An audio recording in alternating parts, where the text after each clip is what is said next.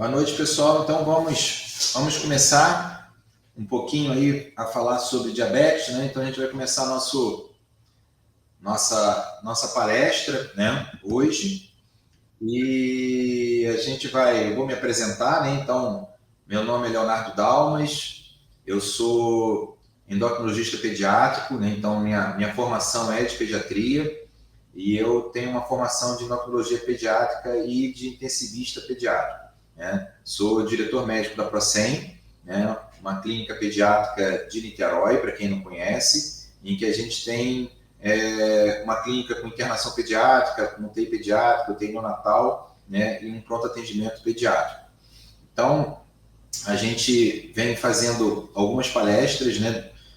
E apresentações para vocês durante o ano.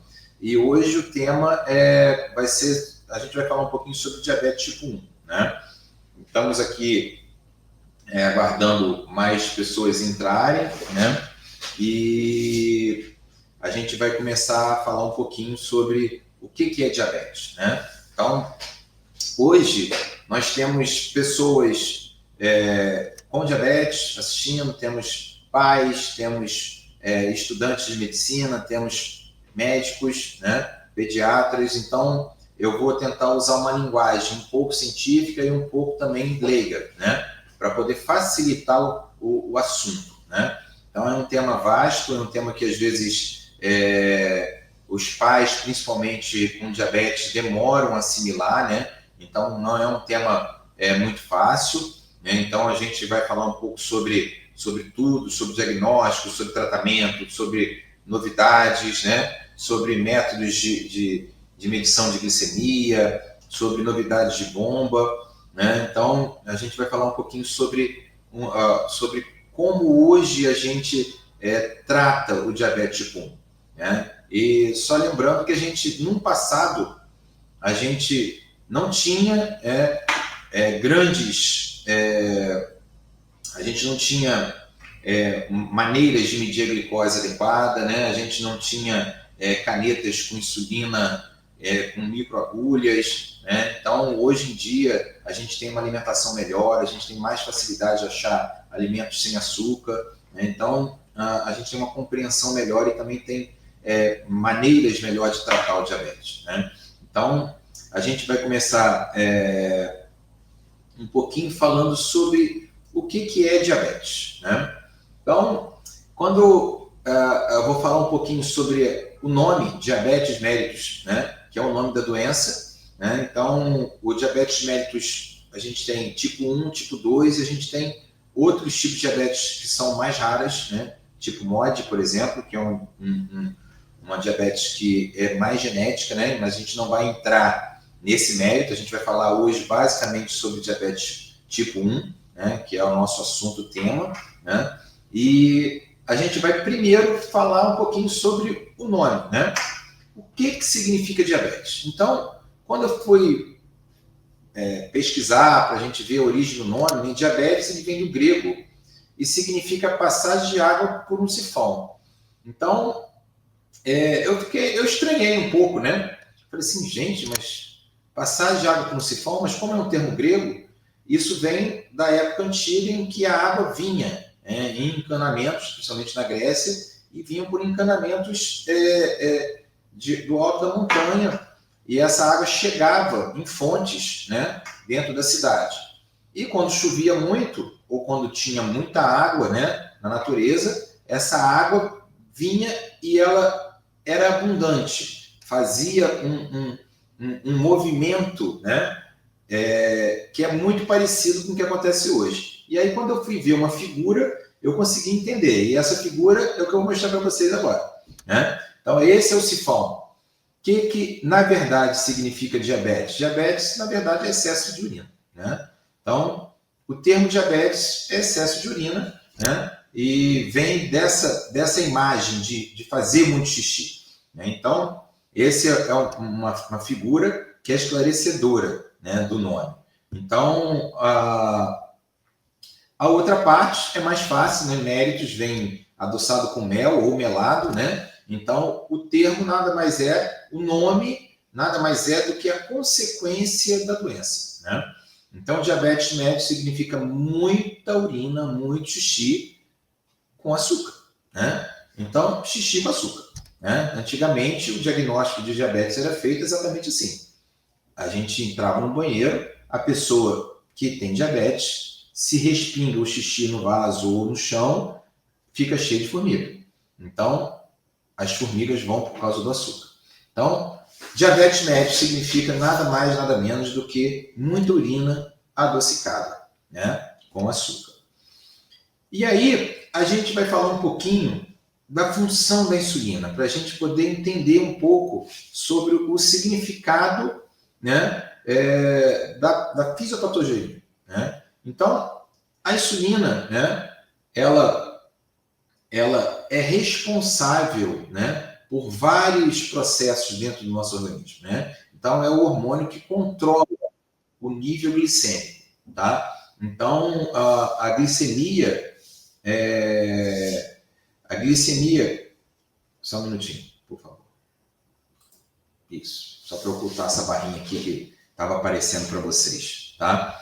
Então, a glicemia é controlada pela insulina, né? Então, o alimento, a gente come, se alimenta, esse alimento chega no estômago, no intestino, ele é absorvido, né? Muitos deles são absorvidos na forma de glicose, né? Que vai ser representado por essa estrelinha.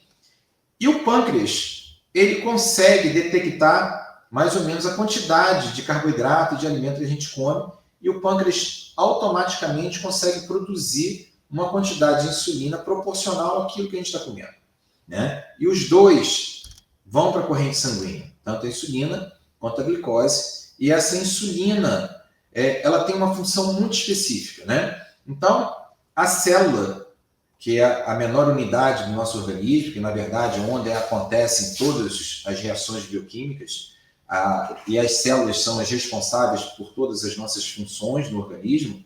Então, uma célula do olho vai ajudar a gente a enxergar, a célula do cérebro vai ajudar a gente a se movimentar, a gente a pensar, a célula muscular para a gente se movimentar, e a célula, por natureza, ela precisa de energia, né? Então, os processos de produção de energia acontecem dentro da célula. Para ela ter a sua função dentro do tecido, a gente precisa que essa energia entre dentro da célula, né?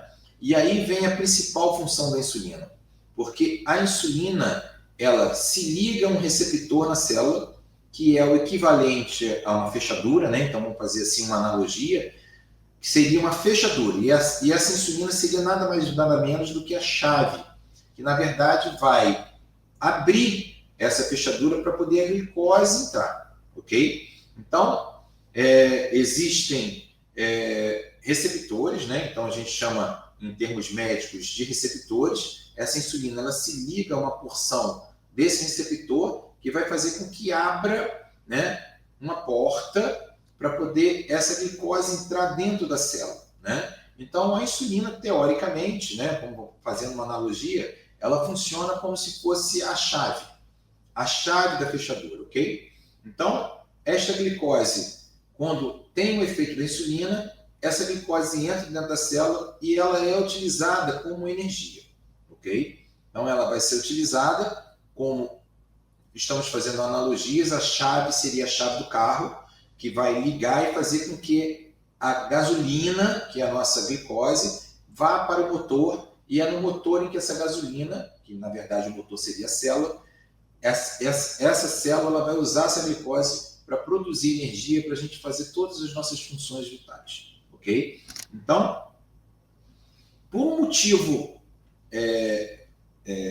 o corpo ele pode achar que as nossas células beta são um inimigo e ela produz anticorpos contra essas células beta, onde é produzida a insulina, e essa insulina ela acaba não sendo produzida mais. Então, o diabetes tipo 1, ela é abrupta, né?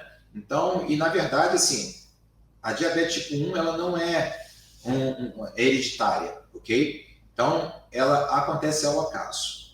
Então, geralmente precedido por uma doença viral ou por uma patologia viral, o corpo entende que essas células beta, onde são produzidas a insulina no pâncreas, elas são uma inimiga e o corpo produz anticorpos que vão lá e destroem esse local de produção da insulina. Tá? Então, sem insulina no nosso corpo, o que vai acontecer? Nós temos ausência de insulina no sangue e esta fechadura ou este receptor, ele não vai ser aberto. Então, nós temos a falta da entrada da insulina, da glicose dentro da célula, e essa célula não consegue utilizar essa glicose como energia para poder fazer todas as suas funções vitais. E aí nós temos uma grande diferença, né? E muita gente às vezes se confunde, né? Principalmente pessoas mais leigas, porque acham que diabetes é uma coisa só, né? E diabetes tipo 1 é uma doença. Diabetes tipo 2 é uma doença completamente diferente. As suas causas são diferentes, o seu tratamento é diferente, ok? Então, na diabetes tipo 1, o que falta? Falta insulina. Então, falta a chave. Se você não tem chave, essa porta não abre e essa glicose não consegue entrar dentro da célula, ok? Na diabetes tipo 2, o problema não está na chave. O problema não é a falta de insulina, né? No diabetes tipo 2, o problema está no receptor. Ou você tem uma família, né, que tem um receptor uma fechadura de qualidade ruim, então essa fechadura ela quebra com mais facilidade, então existe uma hereditariedade no diabetes tipo 2, né? E essas fechaduras elas vão quebrando aos poucos. Então, a gente chama isso de resistência à insulina, então esses receptores eles não conseguem se ligar mais à insulina e eles não têm uma função adequada. E o corpo, nesse momento, ele até acha que o problema é a falta da chave. Então, a gente produz uma quantidade maior de insulina quando você tem um diabetes tipo 2 inicial. Então, na verdade, como a gente chama resistência à insulina, significa que o corpo tem que produzir mais insulina para tentar abrir essas fechaduras, ok? Só que as fechaduras é que estão ruins.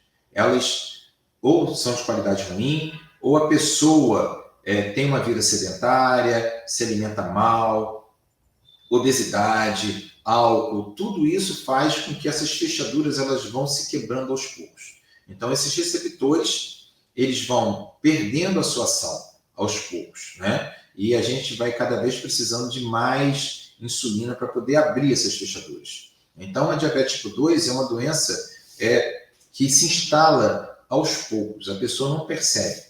É muito diferente do diabetes tipo 1. No diabetes tipo 1, a produção de insulina para abruptamente, né? É óbvio que no início ainda tem um pouquinho de produção de insulina, que a gente até chama de lua de mel, né? Nesse início. E a criança ainda consegue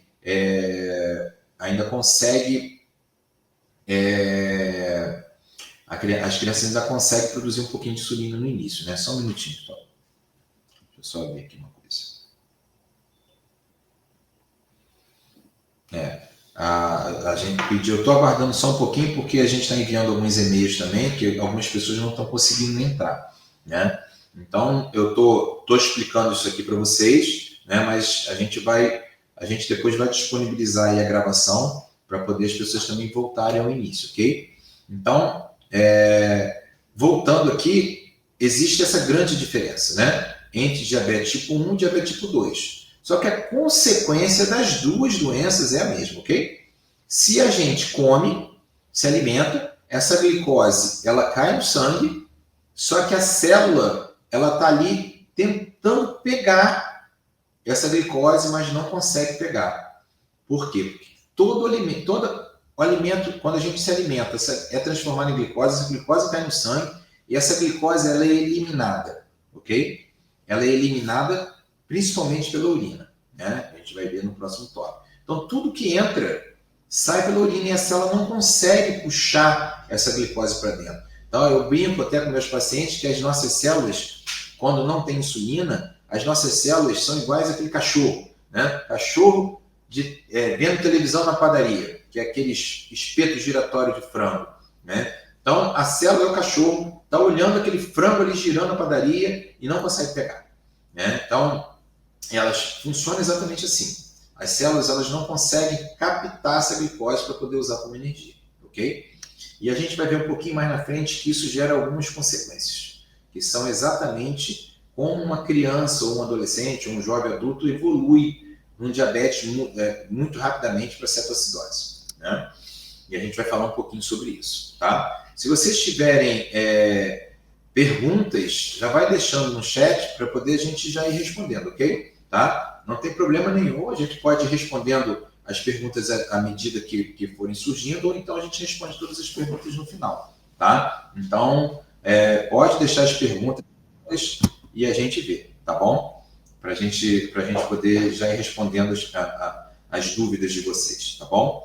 Então, seguindo, vocês entenderam que a doença é o mesmo nome, mas a consequência é que é a mesma, e não a causa, tá? Se a causa não é a mesma, o tratamento também não é o mesmo. O diabetes tipo 2, a gente precisa melhorar essa fechadura, a gente precisa lubrificar melhor ela, né? A gente precisa fazer com que ela funcione. Então, uma boa alimentação, perder peso, ter uma vida menos sedentária, né? Principalmente aquelas pessoas que já têm um histórico de diabetes na família, é extremamente importante para prevenir que esses receptores não ficam com resistência, elas não enferrujem, né? E parem de funcionar, né? Então é extremamente importante. Já tipo 1, qual é o tratamento? É dar a chave. A gente precisa de insulina no tratamento, ok? É óbvio que a gente tem ainda atividade física, a gente tem alimentação, mas é importante vocês terem uma noção de que são doenças diferentes, que a causa é diferente, o tratamento é diferente. A consequência, que é o xixi com açúcar, é que é a mesma. Por isso que o nome é o mesmo, ok? Então, aqui, né, a gente vai ver um pouquinho da consequência da falta da insulina, né? Então, tem algumas pessoas que estão aí estudando medicina, então já viram muito desses termos em bioquímica, né? Então, é importante vocês entenderem que quando a gente tem a falta da insulina, então quando a gente tem aqui a falta da produção da insulina do pâncreas, acontece reações em cascatas, né? Então a gente tem aumento dos hormônios contrarreguladores, glucagon, cortisol, hormônio de crescimento, catecolaminas, adrenalina, noradrenalina, e isso faz com que o corpo comece a tentar utilizar a energia de outra maneira. Como ela não consegue utilizar a glicose, o que o corpo faz? O corpo vai lá e aumenta a glicogenólise, principalmente na transformação, na proteólise, na transformação e perda muscular em aminoácidos, a gente usar como energia, né? E também isso acontece no fígado, com gliconeogênese, né? E formação de corpos cetônicos. A falta de insulina também faz com que você tenha uma liberação de ácidos gráficos livres no sangue para poder o corpo utilizar como energia, né? Então é importante entender que tudo isso gera consequências, né? Então isso vai gerar um estado em que o corpo vai utilizar formas de energia acessórias, tá? E isso vai desencadear um mecanismo que a gente chama de cetoacidose, né? Então, o corpo sabe, né, que quando a glicose ultrapassa de 180, né, o corpo precisa eliminar essa glicose. A glicose acima de 180, ela provoca lesões e reações dentro do endotélio dos microvasos. Então, o corpo sabe que precisa eliminar essa glicemia. Então, ultrapassou o limiar de 180, o corpo tem que jogar esse açúcar para fora de alguma maneira, ok? Porque isso é deletério ao organismo. Então, o que vai acontecer? Vai acontecer uma diurese osmótica. O corpo precisa eliminar esse açúcar pela urina, né? E para eliminar açúcar pela urina, a gente não faz xixi em pó, né? A gente tem que jogar água fora, né? E aí acontece a primeira coisa, o primeiro sinal é a poliúria, né? Então, a primeira coisa que vai acontecer é uma criança que começa a fazer muito xixi, começa a fazer xixi na cama, coisa que já não estava fazendo mais, né? Começa a acordar muito à noite para urinar. Então, a primeira percepção é que fala assim, nossa, você está fazendo xixi demais, né? Como você está eliminando glicose de maneira com a diurese osmótica, a gente está perdendo líquido na urina, né? Então, a desidratação, ela vem pela perda de líquido na urina. E, às vezes, a gente pega na emergência e pensa assim, não pode estar desidratado, essa criança está fazendo xixi demais, né? Muita gente, principalmente no TI, UTI pediátrica, a gente leva em consideração a diurese para a gente poder saber se essa criança está desidratada, se ela reidratou. Só que a desidratação no diabetes é por uma diurese osmótica. Então, você perde líquido pela urina, tá? Para poder jogar esse açúcar fora, né?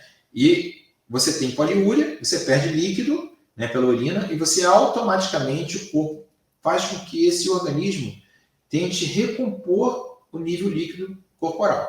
Então, isso dá sede, que a gente chama de polidipsia, e a criança, ou o adulto, ou o jovem, começa a tomar muita água, né? Então, perde líquido pela urina, e isso dá muita sede, tenta repor esse líquido, aumentando a sede, tá?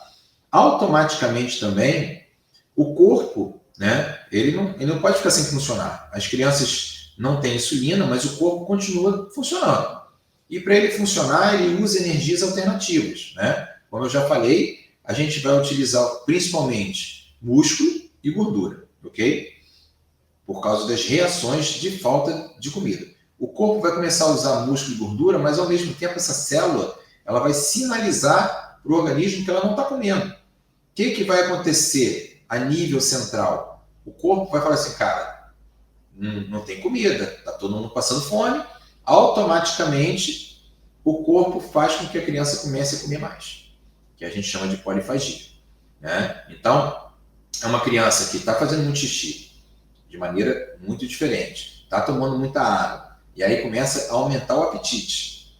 Mas acontece uma coisa estranha, óbvio, né? A criança come mais, mas está perdendo peso. Tem criança que às vezes chega a perder 4, 5, 6 quilos nesse processo. Por que está perdendo peso? Porque tudo que ele come está saindo pela urina, na forma de glicose, e o corpo está utilizando músculo e gordura como forma de energia acessória, né? Só que a utilização de músculo e gordura, ela tem um preço. A gente consegue fazer isso por um determinado tempo, né? Então, se a gente fica muito tempo utilizando músculo e gordura como forma de acessória de energia, né, para o corpo continuar funcionando, isso vai provocar acidose tecidual, né, sanguínea, né, e a gente tem um aumento de corpos cetônicos no sangue. Então, isso são consequências de utilização de músculo e de gordura como forma de energia secundária, ok? Então, daí vem o termo cetoacidose, porque a criança passa a ter um acúmulo de corpos cetônicos e passa a ter acidose sanguínea e tecidual, né? E isso também vai desencadear mais para frente outros sinais, né? Que é o hálito cetônico, aquele hálito com cheiro forte, entendeu? E a taquipneia. Por que taquipneia? Porque o corpo precisa eliminar essa acidose, precisa corrigir a acidose. E como é que ele faz isso? Ele faz isso fazendo hiperpneia, né? Então, ele diminui o PCO2 para poder equilibrar o pH sanguíneo. E para diminuir o CO2, ele faz hiperventilação, né? Então, a criança chega a taquipneica, né? A criança, o jovem que está em cetoacidose. Então, como é que é feito o diagnóstico? O diagnóstico clínico, né, de diabetes, ele é feito com os sintomas. Poliúria, como eu já falei, né? Polidipsia, que é o excesso de urina, né? Polifagia, que é o excesso de fome, né? Aí a criança perde peso mesmo comendo mais, desidrata, porque está urinando demais e não consegue repor, e aí com a desidratação, com o aumento dos corpos cetônicos, com a acidose, começa a dor abdominal e vômitos, né? Que é muito comum uma criança chegar na emergência com dor abdominal e vômitos, e às vezes isso confunde, né? Você acha que é uma desidratação por vômito, uma diarreia que está vindo, tá? A taquipneia, que é exatamente para tentar controlar o pH aí do sangue, né? O hálito cetônico, e aí, quando isso começa a acontecer, a criança começa a perder o apetite. Aí começa a ficar enjoada, começa a ficar prostrada, e é neste momento que geralmente os pais acham que tem alguma coisa errada que vão levar para a emergência. E aí, os médicos, plantonistas, né, os futuros médicos têm que ficar muito atentos, porque às vezes uma criança pequena, de 3, 4 anos, e isso eu já vi muitas vezes, chega numa emergência prostrada, taquipneica e o diagnóstico é de asma ou de bronquiolite. Isso é muito, mas muito, mas muito comum. Uma criança taquipneica, ela vai fazer só taquipneia. Ela não tem desconforto respiratório, ok? Com asma, uma bronquiolite, geralmente você tem desconforto respiratório, você tem sibilos. E numa cetoacidose diabética você só tem taquipneia. Então é importante, nesses casos, fazer uma glicemia capilar. Faz uma glicose de ponta de dedo que a gente consegue, pelo menos, afastar uma cetoacidose diabética. É importante ter essa noção, porque chega muita criança na emergência, taquipneica, prostrada, e o diagnóstico às vezes é errado. Essa criança é mandada embora para casa e fica pingando de emergência em emergência, e ninguém faz o diagnóstico porque deixou de fazer uma ponta de dedo. É importante fazer uma pontinha de dedo, fazer uma glicemia capilar em criança taquipneica na emergência, para a gente poder afastar. E a história, né? Criança fazendo muito xixi, perdendo peso, desidratando, bebendo muita água. A mãe conta. Se você perguntar isso, ela já vai falar. Está fazendo muito xixi? Está tomando muita água? Passou a fazer xixi de noite? Então, são perguntas que são importantes serem feitas assim que chega na emergência, né? E se essa criança não é tratada, né, ela vai evoluir com torpor, com sonolência, com coma e óbito. Já vi crianças morrerem com cetoacidose diabética por falta de diagnóstico, né? Criança que passou na emergência várias vezes e não foi feito diagnóstico porque achava-se que era bronquiolite, que era asma, e foi tratada de maneira errada, né? Então é importante a gente ter, porque o diagnóstico clínico não é difícil. Se a gente escolher uma boa história, uma boa anamnese, a gente consegue fazer o diagnóstico, ok? Com os sinais, os sintomas e as queixas, né, da família, tá? Então é importante a gente ter esse tipo de noção, tá? E aí a gente vai falar um pouquinho sobre tratamento, né? Eu não vou entrar em detalhes sobre cetoacidose diabética, porque isso já é uma outra aula, é um assunto bem extenso, né? E é um assunto de tratamento de cetoacidose que é mais para a gente falar no meio médico, né? Então aqui eu estou dando uma aula geral, né, sobre como fazer o diagnóstico e como tratar na evolução do diabetes tipo 1, ok? Então, tratamento. O tratamento do diabetes, ele é baseado em 3 coisas, ok? Ele é baseado em exercício, alimentação e insulina. Isso é extremamente importante. A gente precisa de insulina para tratar, a gente precisa repor a chave, né, para abrir as fechaduras, né? Esses receptores, eles estão lá e está fechado. Se não tiver insulina para poder se ligar ao receptor e abrir, teoricamente, essa fechadura para poder a glicose entrar na célula, a gente não vai conseguir tratar, ok? Então, o tratamento da diabetes está principalmente baseado no equilíbrio, tá? Entre exercício, alimentação e insulina. É muito comum a gente ver pessoas, às vezes, eu vou comer o que quero, não faço dieta, me alimento do jeito que eu estava, e aí toma insulina demais e não faz exercício. Uma criança, um adolescente, um jovem que come o que quer, toma insulina demais para poder manter a glicose normal e não faz exercício, isso é um desequilíbrio, certo? O que isso vai levar? Vai levar a obesidade. Você está ingerindo muita glicose, está se alimentando muito, e essa insulina ela vai abrir todas as portas. Então, ela vai fazer com que o organismo use essa energia, e o que não for usado como energia, ela vai ser guardada no tecido adiposo. Então, a insulina vai lá e vai depositar essa glicose na forma de gordura, ok? Então, isso cria obesidade. E tem gente que, eu vou fazer muito exercício para tomar o mínimo de insulina possível. E vou fazer pouca dieta, não vou comer pouco. Aí você prejudica o crescimento, você diminui a imunidade. Então, o equilíbrio entre uma quantidade de exercício ótimo, uma boa alimentação e a insulina é extremamente importante. Eu lembro que o tratamento do diabetes tipo 1 é uma vida saudável, né? Vida saudável, praticar exercício físico, ter uma boa alimentação e tomar insulina. Então, todo jovem, toda criança tem que ter atividade física, tem que ter uma boa alimentação. O que vai diferenciar um diabético? Ele tem que tomar insulina. Então, às vezes, um diabético vem para uma família para poder mudar os hábitos da família toda. Né? Um diabético dentro de uma família, e eu já vi isso acontecer, às vezes salva uma família de um processo de doença crônica, de uma obesidade, um diabetes tipo 2, e eu já vi isso várias vezes acontecer.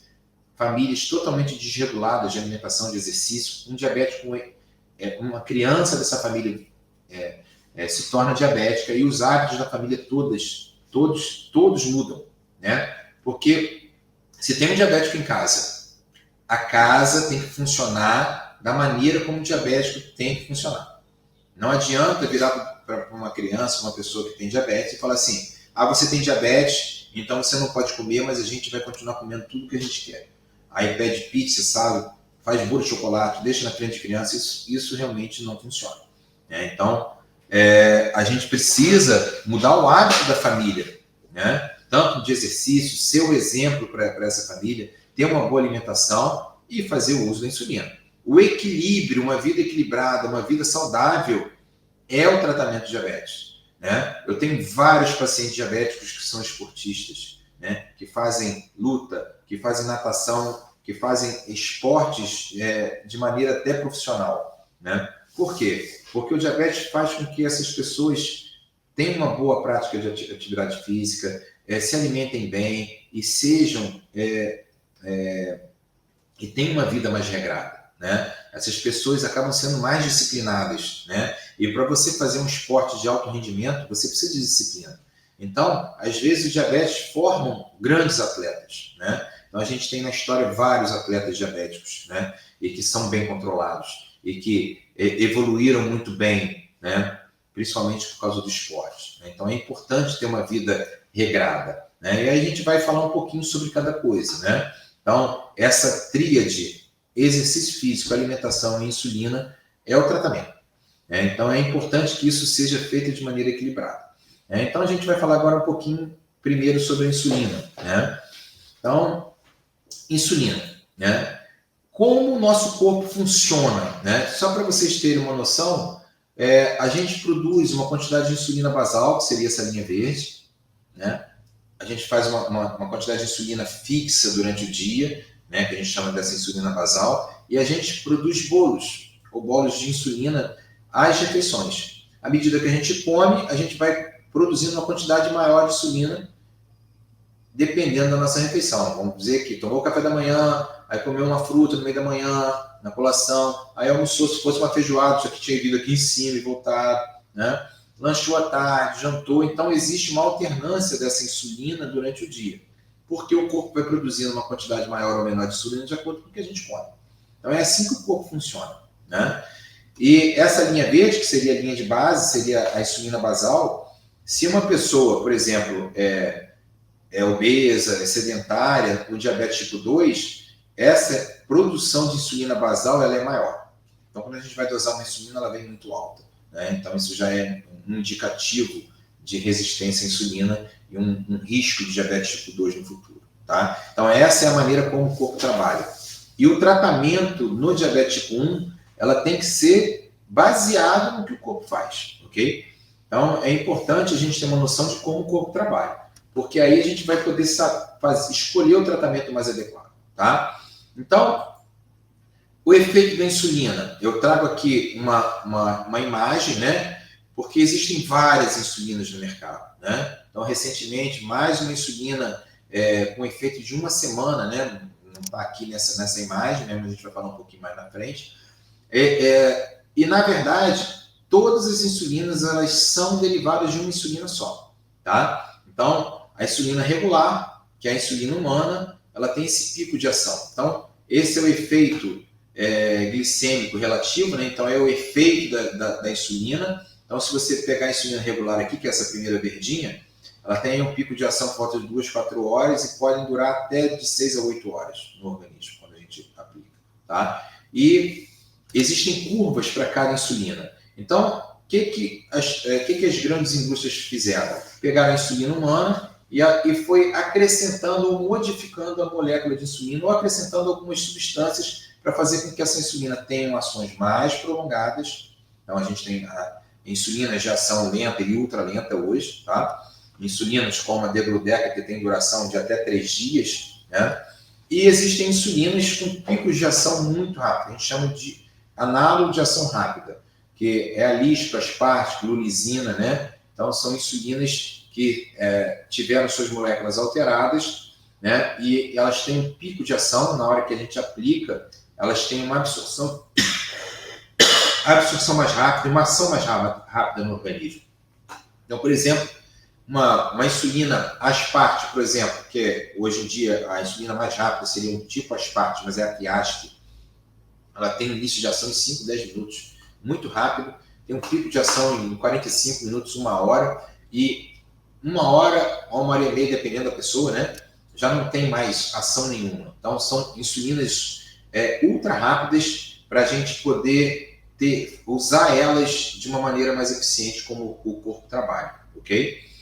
A insulina mais comum, né, a mais antiga, que é a insulina NPH, que é essa curva azul, se vocês olharem, elas têm um pico de ação aqui por volta de 8 horas, né? Elas duram por volta de 18 horas, 20 horas, dependendo da criança. Então, ela não chega até o outro dia. Então, a insulina NPH, quando a gente usa geralmente 2 doses, uma parte maior de manhã, uma de insulina NPH, para a gente ter picos diferentes e para pegar horários diferentes do dia. Então, a insulina NPH que a gente usa de manhã, ela vai ter um pico no final da tarde para janta, né? E a gente tem picos em determinados horários. A gente pode mexer com o horário de aplicação da insulina NPH para pegar um horário que a criança come na janta, no almoço, né? Então, a insulina NPH que é aplicada à noite, ela vai ter um pico de ação no café da manhã. E ela vai ajudar um pouco no almoço também, junto com a NPH que é aplicada de manhã. Então, a gente tem que mexer, a gente usa as insulinas de acordo com os picos de ação e o início de ação de cada um, ok? E as insulinas ultralentas, né, que seria a Degludec, a Glargina, a Betemir, que hoje em dia praticamente a gente não usa mais, elas são insulinas de ação ultralenta, mas se vocês olharem a Lantus, que é a Glargina, e a Detemir, que é a Levemir, elas têm um pouco de pico de ação, tá vendo? Tá? Já a Degludec, que é a Tresiba, elas praticamente não tem pico de ação e elas duram mais tempo, tá? Elas são utilizadas, embora elas durem por volta de 2, 3 dias, a gente utiliza todas elas uma vez por dia. Porque a Tresiba, por exemplo, existem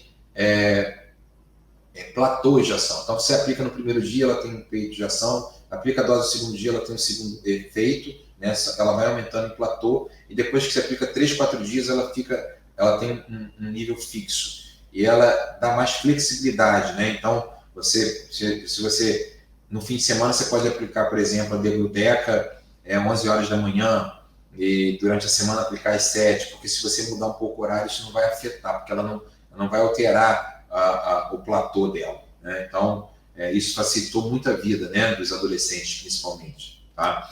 Então, só para vocês terem uma noção de que é uma insulina só, mas a indústria farmacêutica conseguiu modificar essas moléculas e fazem com que elas tenham um efeito ou mais rápido ou mais vagaroso no corpo, ok? De absorção, tá? Então, a gente tem hoje a gente tem um arsenal enorme de várias insulinas diferentes para poder usar, né? E antigamente a gente só tinha regular e NPH. Então, quando eu fiz residência lá nos idos da década de 90, né?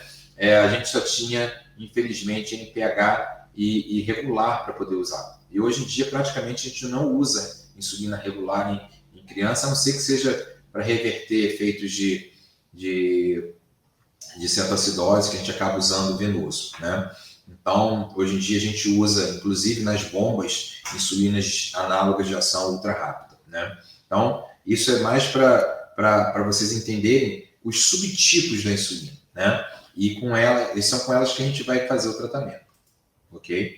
Então, de acordo com o tipo da insulina, a gente vai usar. Então, só estou colocando aqui para vocês, né, mais ou menos o nome comercial de cada uma, né, porque muita gente às vezes não conhece. A análoga de ação rápida, né, que é a Lispro, que é o Malog, a Glulizina, que é a Pidra, a Aspart, que é a Novorapid, e a Fiasp, né, que é a insulina de ação ultra rápida, que tem um efeito de ação início de ação mais rápido ultimamente, né?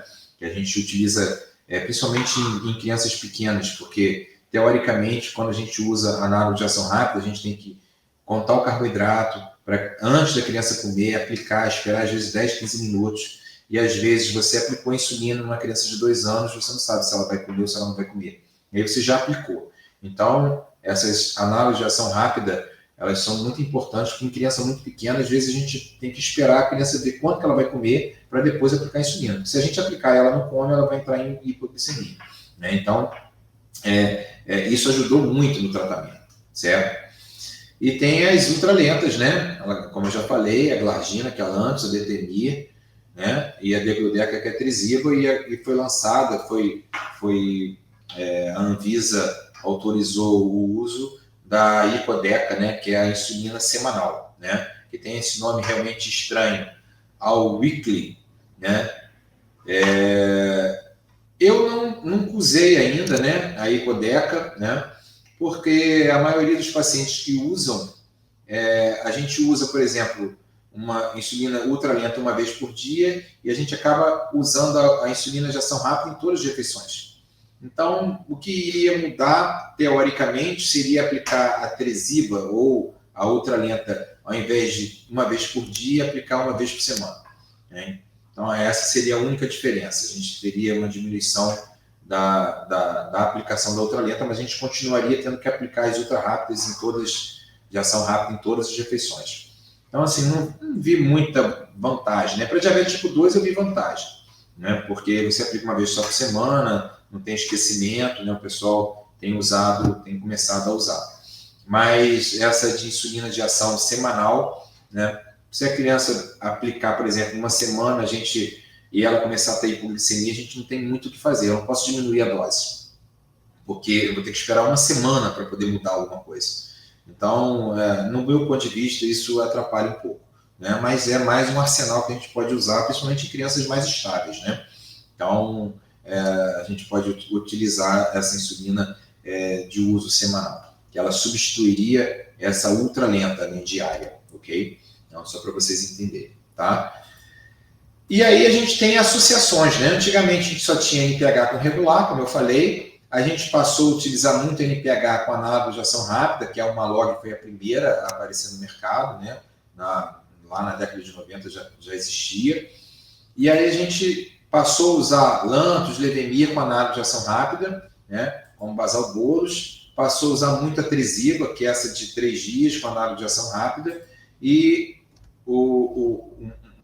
que já esteja habituada, né, com contagem de carboidrato, com a aplicação de múltiplas doses, também a bomba de infusão contínua de insulina também é bem interessante. A bomba de infusão contínua de insulina, eu preciso que a família seja bem familiarizada com todo o tratamento, né? Ou criança muito pequena, ou um adolescente que saiba mexer, né? Saiba contar carboidrato, porque vai ter que levar a bomba para o colégio, vai ter que fazer essas mudanças no colégio. Então, crianças assim, de 4 até 10, 12 anos, que não sabem ainda fazer o tratamento sozinho, é mais difícil de usar bomba, né? Na minha opinião. Então, crianças muito pequenas, que são dependentes dos pais, ficam em casa, ou adolescentes, a bomba de infusão contínua realmente é uma boa opção, né? Então, tem alguns pacientes que usam bomba hoje em dia, e hoje em dia a gente já mudou para bombas em alça, que eu vou falar um pouquinho mais tarde, e com a inteligência artificial, essas bombas elas conseguem entender como o corpo do paciente funciona, e a gente tem tido muito bons resultados com o uso de bomba. Né? Então, continuando um pouquinho, né?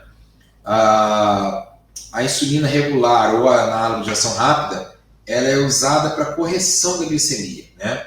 Quando a gente tem acima de 180, acima de 150, dependendo da meta, a gente usa para correção, tá? E a gente também usa para contagem de carboidrato, para alimentação. Então, a insulina de ação rápida ela é usada em 2 opções. Para a gente poder se alimentar e usar aquela insulina para o alimento, então para usar a contagem de carboidrato e para correção. Quando a gente usa, por exemplo, NPH, a gente não vai usar a rápida para a contagem de carboidrato, porque a NPH já tem alguns picos. Então, a gente vai usar somente para correção, tá? Então, mas as insulinas de análogo de ação rápida e regular, elas são utilizadas para esses 2 fins. Para corrigir quando está alto e para aquela criança que vai comer e vai precisar da insulina para poder fazer com que aquele carboidrato que ela está comendo seja queimado, né? E a gente precisa fazer a medição das glicemias sempre antes das refeições. Para quê? Para a gente corrigir e automaticamente também fazer insulina para poder fazer a contagem de carboidrato. Eu vou entrar em mais detalhes sobre isso para vocês entenderem, ok? Mas só para vocês entenderem que a insulina análoga de ação rápida é utilizada para esses dois fins, para correção e para aquilo que a gente come, ok? E a gente geralmente faz no café, no almoço, jantar, na ceia ou no lanche também, tá? Geralmente a colação no meio da manhã, somente crianças que estão usando bomba, que a gente geralmente conta o carboidrato e faz em todas as refeições. Qualquer coisa que coma, a criança que está usando bomba, o adolescente ou o jovem, a gente precisa fazer, tudo que come a gente precisa fazer o uso da contagem do carboidrato. E aí, o que a gente tenta fazer? Qual é o padrão ouro, né, do tratamento? Seria a terapia basal Boltz, né? Então, o que é terapia basal Boltz? É quando a gente usa uma insulina basal, que são essas ultralentas, e a gente tem que usar a insulina em todas as refeições, mimetizando ou copiando aquilo que o corpo faz, certo? Então, a gente precisa mimetizar e copiar o que o corpo faz. O corpo vai produzir uma quantidade de insulina basal diariamente e ela produz insulina em todas as refeições. Então, a gente precisa aplicar insulina em todas as refeições. Toda vez que a gente usa alguma insulina de ação lenta ou ultralenta, a gente precisa aplicar insulina em todas as refeições. Tá? São raras as crianças, por exemplo, que usam Lantus ou Glargina, né, que não precisa fazer insulina em todas as refeições com contagem de carboidrato. Geralmente dá errado fazer a Lantus pura e só ficar corrigindo. A gente faz isso mais com o NPH. Por quê? Porque a Lantus não tem muito pico, né? Então a gente precisa da ação da insulina rápida nas refeições, né? Porque senão a gente faz picos de hipoglicemia na hora que come, né? Então isso é inadequado no tratamento, certo? E aí a gente vai entrar um pouquinho mais nos detalhes de como a gente usa esse basal Boltz, ok? Então, alguns termos, algumas pessoas estão familiarizadas, outras não, então eu vou falar aqui que é o que todo mundo usa, né? Os diabéticos geralmente todos sabem, né? A gente vai usar a insulina, principalmente de ação rápida, na alimentação, que a gente vai usar um termo chamado relação insulina-carboidrato, ok? Então, o que significa isso? Relação insulina-carboidrato é quantas gramas de carboidrato, ou CHO, então, os diabéticos falam CHO para tudo, né? Então, quantas gramas, a relação insulina-carboidrato é quantas gramas de carboidrato uma unidade de insulina quer, né? Então, por exemplo, você foi lá no café da manhã, e isso é individual para cada criança, e essa relação insulina-carboidrato também varia de acordo com o horário. Uma criança, às vezes, precisa de uma relação insulina-carboidrato maior ou menor no café da manhã, porque a gente tem uma resistência maior à insulina no café da manhã, e a gente pode ter 1 para 15 de manhã, 1 para 10 no almoço, 1 para 15 no jantar. Isso vai depender muito de se a criança faz exercício de tarde, se não faz, como é que é o dia a dia daquela criança. Então, a gente pode modificar essa relação insulina-carboidrato de acordo com o horário do dia, de acordo com a refeição. Mas vamos ter um exemplo. No café da manhã, está prescrito para essa criança que ela tem que tomar uma insulina para cada 15 gramas de carboidrato que ela come, que ela ingira, ok? Então, ela vai contar o carboidrato, ela contou o carboidrato, ela vai ingerir 45 gramas de carboidrato de manhã. Então, se ela precisa de uma unidade para queimar 15 gramas de carboidrato, cada 15, se ela comeu 45, ela vai usar 3 unidades para poder ela aplicar antes de tomar o café da manhã com 45 gramas de carboidrato, tá?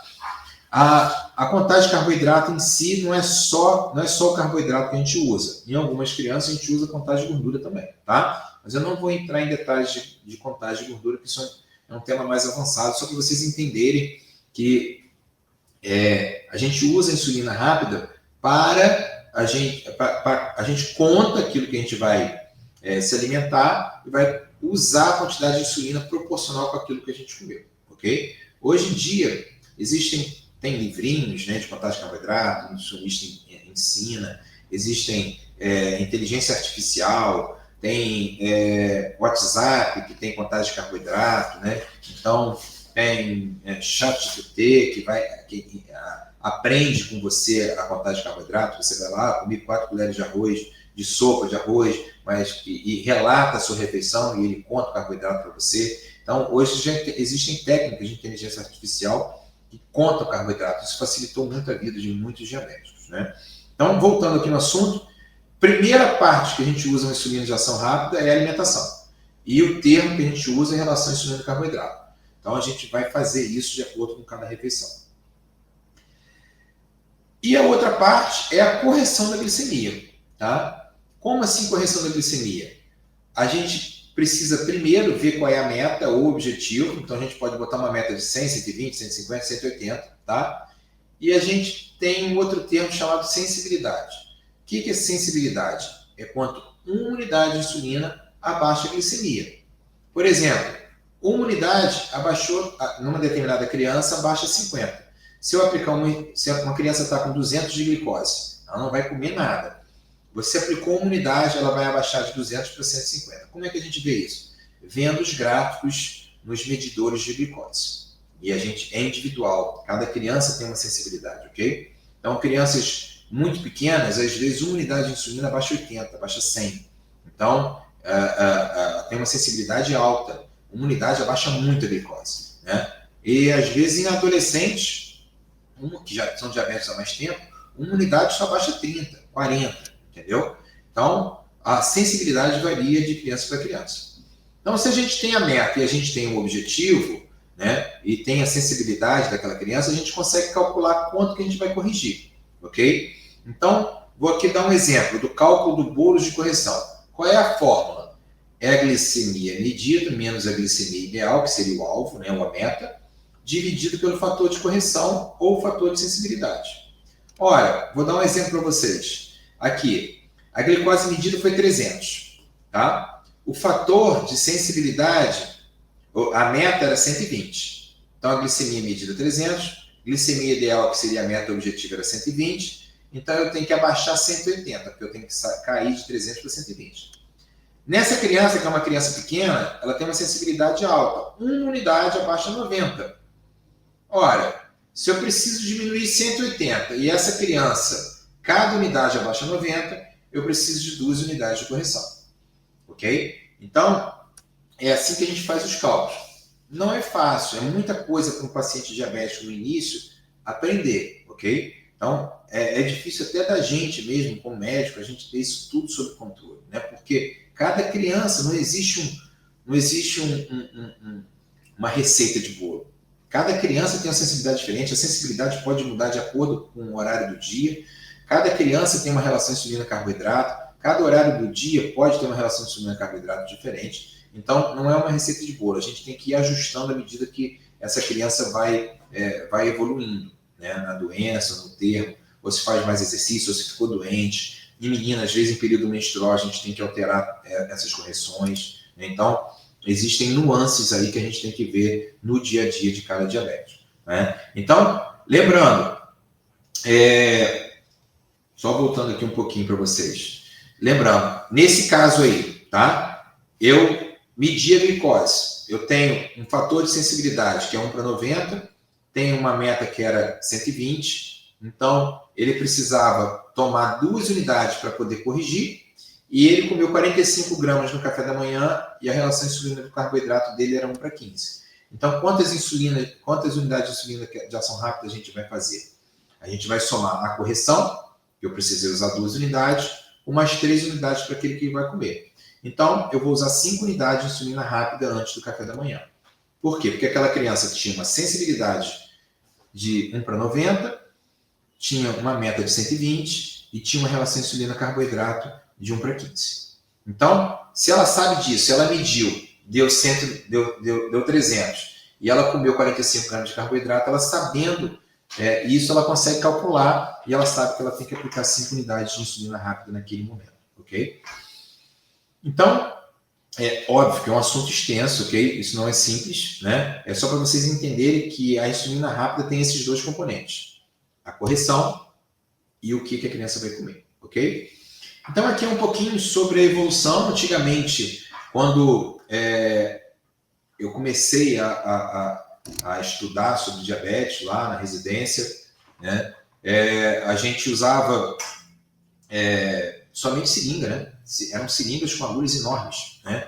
A seringa de insulina de 100 unidades. Muito antigamente as pessoas usavam seringa de vidro com agulhas enormes para fazer subcutâneo. E hoje em dia isso mudou muito. Você vê que hoje em dia a gente já tem canetas ultramodernas, descartáveis ou não. Ultimamente, as canetas são descartáveis, terminou, a gente joga fora, né? Mas existem ainda no mercado canetas que são reaproveitáveis, que você coloca refil de insulina dentro. Então, isso foi uma mudança muito importante, né? Foi uma mudança grande, né, no tratamento do diabetes. E as agulhas, né? Você vê que as agulhas tinham 12 milímetros originais. Né? Hoje em dia a gente tem agulhas de 4 milímetros, que as crianças nem sentem. Elas acostumam muito rápido com esse tipo de agulha, né? Então, essas são as evoluções, né? Aqui são os locais recomendados para aplicação de insulina, que a gente usa nos braços, no abdômen, na coxa, né? Na parte frontal da coxa, sem ser a parte medial, né? Na parte posterior da coxa dos braços. E é importante fazer o rodízio, né? Porque se a gente ficar aplicando no mesmo local, isso pode levar a lipodistrofia e a absorção da insulina naquele local fica ruim.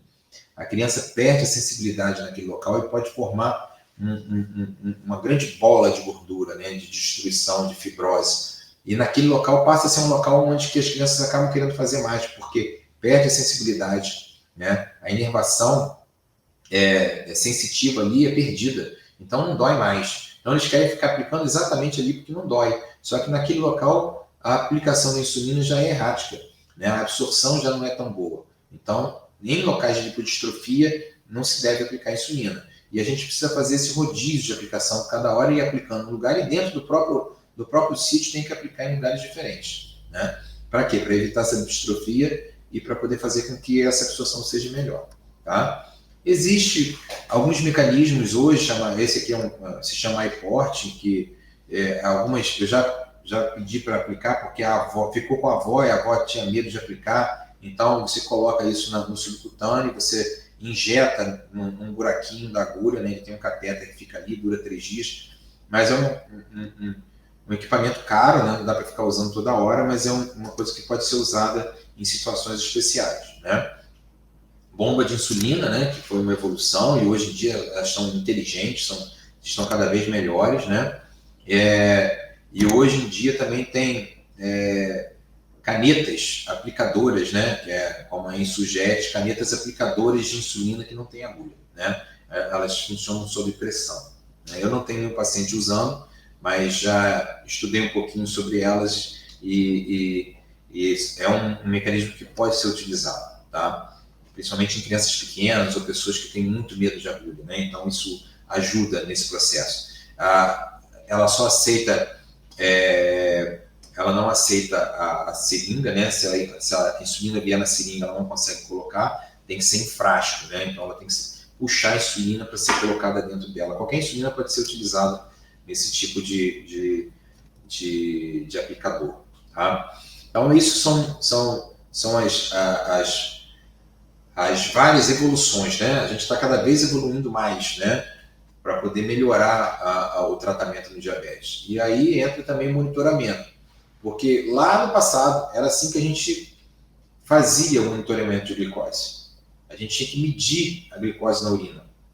Só que isso era muito ruim, né? Porque até essa glicose sair na urina para ver que está alto, aquela glicose já estava alta já há algum tempo atrás, né? Então era muito ruim da gente monitorar esses pacientes com urina. E era caro, a gente tinha que cortar essas fitas no meio para poder usar várias vezes. Então, assim, no passado era muito difícil. E aí a gente foi evoluindo, chegaram os medidores de glicose, que no início eram muito caros, hoje são mais acessíveis, né? O governo também dá os monitores, né? Então é importante vocês verem a evolução do monitoramento, né? Aí já temos sensores que já dão a glicose praticamente em momento real, né? Existem vários sensores, esse aqui é o Libre, tem já o Libre 2, que toca o alarme de noite, então é importante até para crianças pequenas, né? porque se a glicose cair, já toca o alarme no telefone do pai, o pai consegue ver a glicose de uma criança que está no colégio, então ele consegue monitorar a distância. Então, isso vem melhorando muito, né? Existem sensores subcutâneos também, né? Que ainda são caros, que você implanta no subcutâneo, né? Por um mecanismo simples, né? E ele fica ali um determinado tempo, a maioria fica 3 meses, e você consegue detectar isso pelo celular, né? E hoje em dia são as bombas em alça, né? Que eu falei. Então, você tem um sensor ligado à bomba, e esse sensor ele aprende no dia a dia do paciente, e naqueles horários que faz exercício, que não faz, ele consegue aprender e ele vai ajustando as insulinas automaticamente, né? Então, se faz hipoglicemia, ele suspende automaticamente a bomba, ele para a bomba. Se a glicose está alta, ele injeta uma quantidade de insulina basal de bolos maior para poder manter essa glicemia mais estável. Então, a gente tem tido muito bons resultados com essas bombas em alça, né? E o futuro aí, quem sabe, né? A cura, né? De células-tronco, já tem várias pesquisas em andamento, né? Que teoricamente vão substituir as células beta que foram danificadas. Então, são vários grupos mundiais estudando isso hoje em dia. Então, eu creio que muitos pacientes hoje jovens ainda vão pegar isso lá na frente, né? Então, é importante que cada vez a gente está evoluindo mais, né?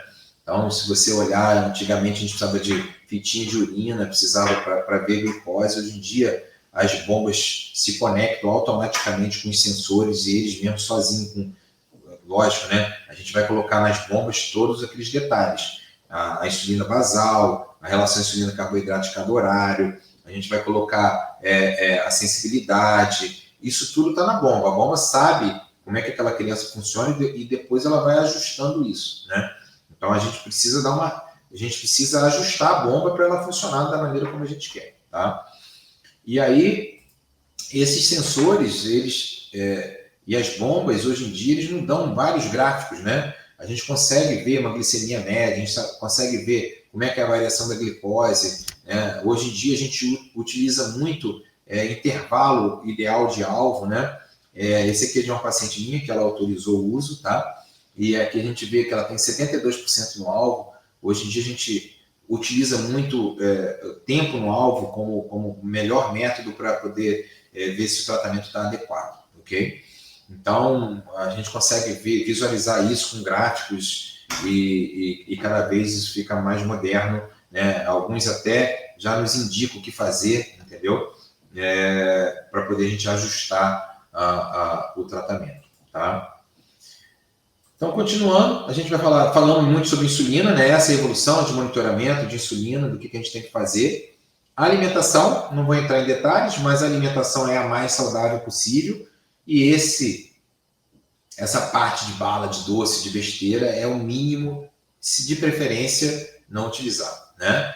Então, é uma alimentação saudável como qualquer outra criança. Vamos comer carboidrato? Vamos comer carboidrato saudável, de qualidade, frutas, legumes, carne, proteínas, queijo, leite. É a comida normal do dia a dia, ok? Não existe um segredo. O que não pode comer? Não pode comer açúcar, né? Então, a alimentação para o diabético não pode ter açúcar. E também não pode ter um índice glicêmico alto. Não pode também comer só carboidrato, só macarrão, ou muita gordura. Então, é uma alimentação balanceada, né? A gente tem que ter a maior parte de nutrientes vindo de verduras, de legumes, de frutas, né, de proteínas, né, e uma parte de carboidrato. Lembre-se, a gente precisa de energia para crescer. A gente não pode tirar um carboidrato de uma criança diabética, ela precisa disso como energia para poder pensar, para poder andar, para poder correr, para fazer exercício. A gente precisa do carboidrato, né? Então, um ajuste de uma boa alimentação, uma quantidade proporcional de insulina, né, e o exercício, esse equilíbrio é que vai fazer o tratamento dar certo, ok? Então, a outra parte é o exercício, né? Então, a gente tem aqui tela, televisão, computador, é a ponta da pirâmide. O dia tem que ser desta maneira. Correndo, brincando, andando de bicicleta, fazendo exercício. É extremamente importante essas crianças serem incentivadas a fazer atividade física desde cedo. Isso é muito importante. Não só os diabéticos, todos, ok? Então, é importante a gente ter esse tipo de noção. E o exercício faz parte da prescrição de uma criança ou adolescente diabético. E de qualquer criança, né? Então, qualquer adolescente, criança que chega no consultório, faz exercício, dorme bem, sono, atividade física, descanso, uma boa alimentação, é a base para qualquer pessoa. Ainda mais para uma criança diabética, uma adolescente diabética. Então, é importante a gente ter essa noção que é o conjunto. A gente precisa ter uma vida saudável. Né? Não é só o diabético que precisa ter uma vida saudável. O diabético, sim. O que o diabético precisa mais, além da vida diabética? Ele tem que tomar insulina. Vai ter que medir, né? A glicose. Então, assim, são coisas importantes. Tá? E o que o exercício faz de importante? Controla o peso, né? Facilita a ação da insulina, né? Então, o exercício, ele melhora a resistência à insulina, faz com que essa insulina funcione melhor. E, além disso, o músculo, ele consegue utilizar a glicose sem a insulina também. Então, a gente consegue um controle melhor glicêmico fazendo atividade física. Então, ele substitui a insulina? Não substitui a insulina, mas ele ajuda. Okay? A atividade física ajuda no melhor controle do diabetes, da glicemia. Então, é importante praticar exercício físico. Tá? O exercício traz bem-estar, socializa, são atividades em grupo, futebol, handball, vôlei, você está em contato com outras pessoas, né? Mas óbvio que a gente tem que ter cuidados prévios antes disso. A gente precisa medir a glicose antes de uma pessoa diabética fazer, né? A gente precisa controlar essa glicemia, a gente precisa fazer um lanche, precisa fazer uma refeição antes desse exercício, né? Então, quanto mais intenso, mais vigoroso esse exercício, a gente precisa ter um controle melhor, a gente precisa medir a glicemia, a gente precisa fazer o lanche. É óbvio que eles podem fazer exercício com um sensor, o sensor pode avisar que a glicose está caindo, né? Então é importante a gente ter isso. Mas a gente vê muito a glicose cair logo depois que termina o exercício, né? Então tem que ter muito cuidado com isso, tá? E a gente vai falar sobre hipoglicemia, né? Um pouquinho sobre hipoglicemia. Hipoglicemia nada mais é do que a glicose baixa, né? E eles, no início, sentem muitos sintomas. Então, é a mesma coisa de quando a gente está com fome, certo? Quando a gente está com fome, a gente não sente isso? A gente sua, a gente fica tonto, a gente fica pálido, tem taquicardia, uma sensação de fome, irritação. Tudo isso é o que o diabético sente quando a glicose cai, né? Então, dá muito tremor, dá uma sensação ruim, uma sensação, às vezes, até de morte iminente, né? E eles ficam muito mal com isso. Então, a gente tem que evitar os episódios de hipoglicemia, né? Então, a gente precisa fazer com que esses episódios não aconteçam. E qual é a melhor forma de tratamento? Carboidrato de ação rápida. Qual é a melhor? Água com açúcar, né? Temos que ter água com açúcar na mão e dar água com açúcar. Se não tiver água com açúcar, um suco de frutas mais doce, um refrigerante com açúcar, qualquer coisa que tenha açúcar, né? E hoje em dia é fácil achar, né? Porque você pega um achocolatado, um suco de caixinha, metade disso é açúcar, né? Então, tem que ter. Um diabético tem que andar com um kit com água com açúcar ou com alguma coisa para comer, caso tenha hipoglicemia, tá? Então, é importante, né? Muitos adolescentes meus usam gel de carboidrato, que a gente usa para correr, para fazer exercício, né? Uma ação muito rápida, tá? A gente tem que ter importância também, porque a gente não pode colocar alimento em criança que esteja desmaiado ou inconsciente. Então, criança está inconsciente, não dá para dar água, não dá para dar água com açúcar, não dá para dar nada, porque o risco de broncoaspiração é muito grande. Então, nessas crianças, desmaiou, está inconsciente, leva para emergência, avisa que tem diabetes, né? Às vezes, essas crianças e adolescentes, eles caem na rua, então é extremamente importante ter algum aviso que ele é diabético, ou pulseira, ou cordão. Tem uns que fazem tatuagem, então é importante ter um aviso que ele é diabético, para as pessoas saberem, tá? Então é importante não dar alimento, não dar líquido para uma criança que está inconsciente, né? Existe uma medicação chamada glucagon que a gente pode ter para poder fazer o uso em casa, tá? Tá difícil de achar no Brasil ultimamente, né? Então, existe esse estojinho laranja que os pacientes podem levar em caso de hipoglicemia de um familiar, aplicar esse glucagon subcutâneo da mesma maneira que faz a insulina, ok? Então, isso é um kit de SOS que pode ser utilizado nos episódios de hipoglicemia, né? Então, é extremamente importante saber identificar os sinais de gravidade de hipoglicemia, né? Então, ver que essa criança está ficando hipoglicêmica, ela vai acabar desmaiando se ninguém fizer nada, né? Se não tiver medidor, se não tiver glicose, na dúvida, trata como se fosse hipoglicemia. Se eu tenho diabetes, você está com diabético na rua, desmaiou, se você não sabe o que é, não tem como medir, dá açúcar. É melhor tratar a hipoglicemia, entendeu? Mesmo que você não tenha medido, do que você não fazer nada, ok? Se, mas estava alto, tudo bem, deu glicose, vai aumentar mais, mas isso aí não vai ter uma grande consequência. Mas se esse adolescente, esse jovem, essa criança tiver com hipoglicemia e você não fizer nada, ela pode evoluir até uma convulsão e óbito, ok? Então é importante a gente ter noção e tratar sempre hipoglicemia, como hipoglicemia, se não tiver como medir, tá? Sempre contato com o pai, com o hospital, com o telefone de alguém, ok? Tem uns que usam essas pulseirinhas aí, outros usam cordão, escrito que é diabético, né? Mas em crianças que fazem muito hipoglicemia é importante ter uma identificação, tá?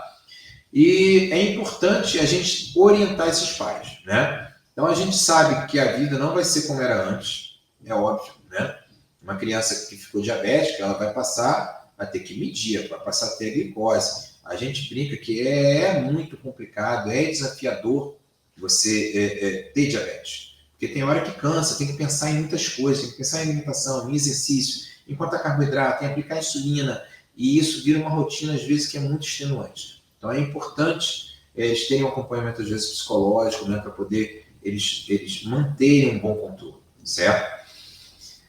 Exige mais cuidado, óbvio, né? Mas, geralmente, torna as famílias mais saudáveis, tá? Isso é importante. As famílias têm que estar empenhadas em fazer tudo junto com uma pessoa que tem diabetes.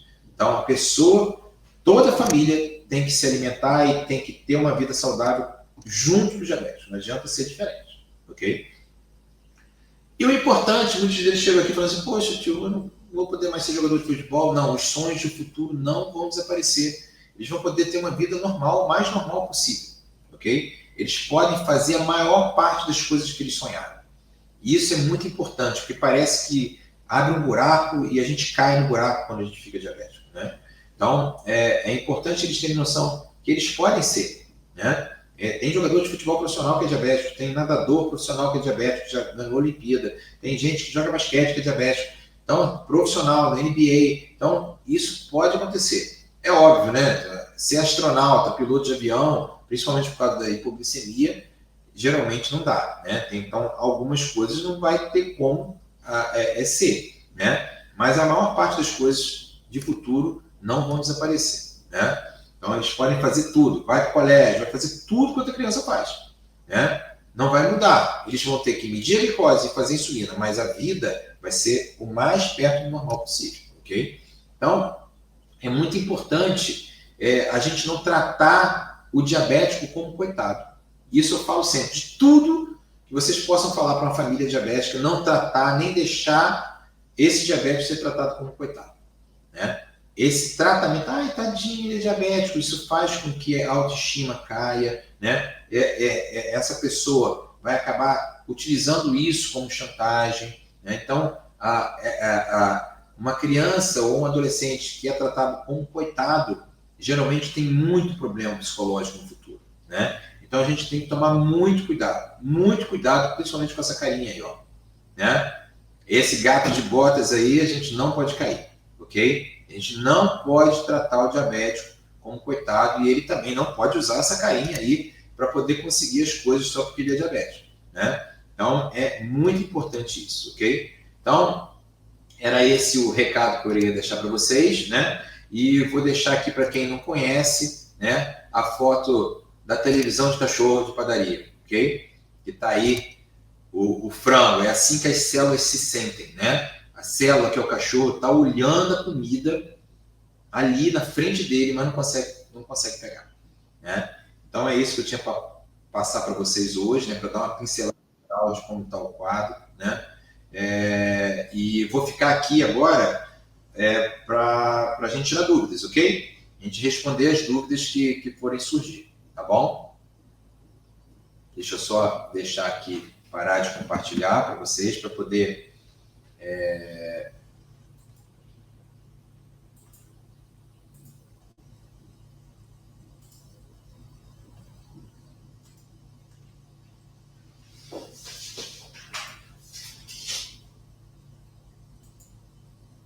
Beleza. Tá? Então, estamos aqui agora para a gente responder as questões que tiverem, né? Então, a gente vai passar a responder as dúvidas, né? Que surgirem, né? E estou aberto aí às perguntas. Não olhei o chat aqui, nos comentários.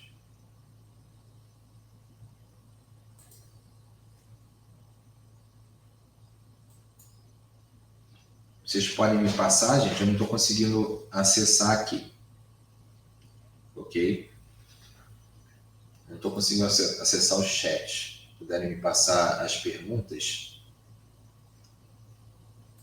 Estou tentando entrar aqui, só um minutinho.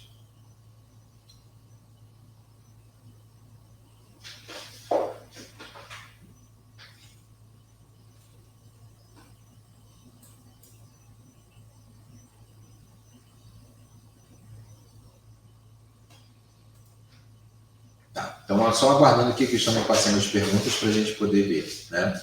Não consegui entrar aqui nos comentários, não.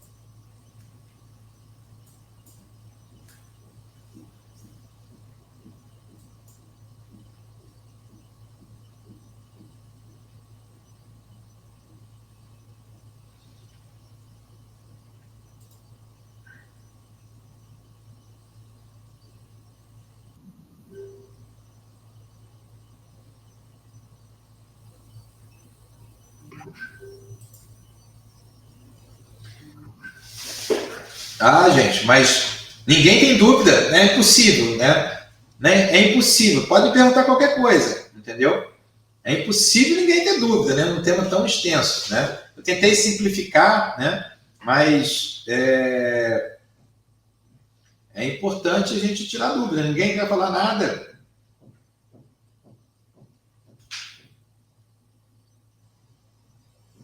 Estou só aguardando aqui. Podem perguntar.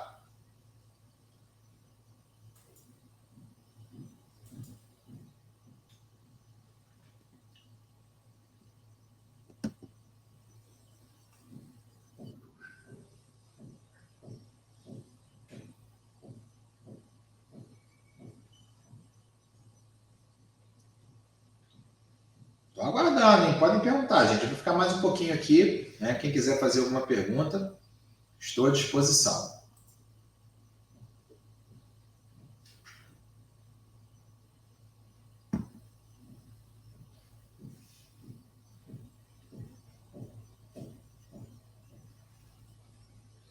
Eu não sei se a gente vai deixar isso disponível depois, né? Ah, tem uma pergunta aqui da Verônica. Boa noite, eu sou diabética há 29 anos de uso dependente de insulina e pH e hoje regular também.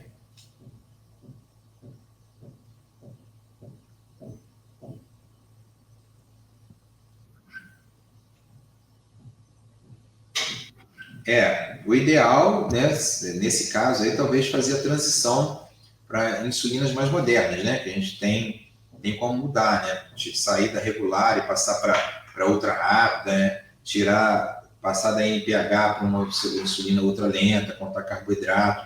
Então, dá para evoluir, né, é óbvio, né, há 29 anos atrás só tinha NPH regular, mas se vocês se conseguir transicionar isso para um esquema de basal bolus, é melhor. O controle fica melhor, entendeu? É isso que ela queria saber. Gostaria de saber se eu posso usar uma insulina diferente que me ajude no controle glicêmico. Entende? É exatamente isso que eu falei, né? O controle glicêmico com NPH irregular, principalmente para quem já é diabético há muito tempo, o controle fica muito ruim, né? Então, qual é o ideal? O que eu recomendaria? Procurar um endócrino para poder ajustar isso. Usar uma insulina de ação ultra lenta, tem várias no mercado, né? Levemir, Lantus, né? Que seria a Utresiba, e usar as insulinas de ação ultra rápida em todas as refeições com contagem de carboidrato, né? E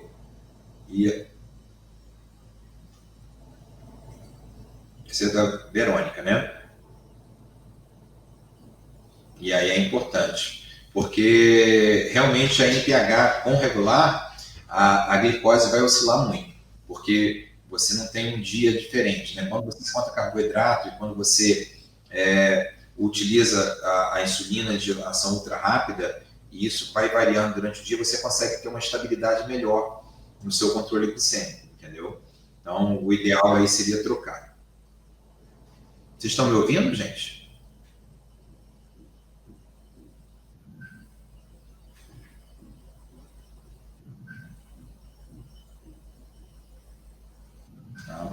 Então, essa é a resposta aí para a Verônica, né? Uma outra pergunta aqui, o glifage substitui a insulina? Não. O glifage, que é a metformina, ele é um hipoglicemiante oral. Ele é utilizado para diabetes tipo 2. Ele melhora a resistência à insulina, entendeu? Então, ele não substitui a insulina. São medicamentos, são tratamentos diferentes, né? Então, lembra da chave que eu falei no início? O glifage, ele ajuda a lubrificar a fechadura, digamos assim, né? E a insulina é a chave. Então, para o diabetes tipo 2, a gente precisa melhorar a fechadura, que aí a metformina ela é uma boa ferramenta para isso. Desculpa. Já a insulina, não. Ela precisa da chave para poder abrir, que seria diabetes tipo 2, tipo 1. Uma outra dúvida aqui da Daniele Vitória Almeida. Doutor, a pessoa que tem crises hipoglicêmicas recorrentes, mesmo sem diagnóstico de diabetes, o que poderia ser? Aí tem várias causas. Hipoglicemia, ela tem várias causas, é um mundo. Tem desde erros metabólicos, tem erros de produção de hormônios contrarreguladores, né? Então é um mundo bem vasto. Tem várias causas de hipoglicemia, né? A mais comum geralmente é em criança ou adolescente que é magro, né? Que aí come pouco em intervalos muito longos e acaba fazendo hipoglicemia porque não tem reserva. Mas uma das causas mais importantes de hipoglicemia que tem que ser tratado seria o excesso de produção de insulina. Aí você provoca hipoglicemias graves, né? Então, é o que a gente chama, às vezes, de insulinomas, né? Você tem células produtoras de insulina no pâncreas autorregulares, e acaba produzindo insulina demais, né? Então, isso é um processo que tem que ser tratado.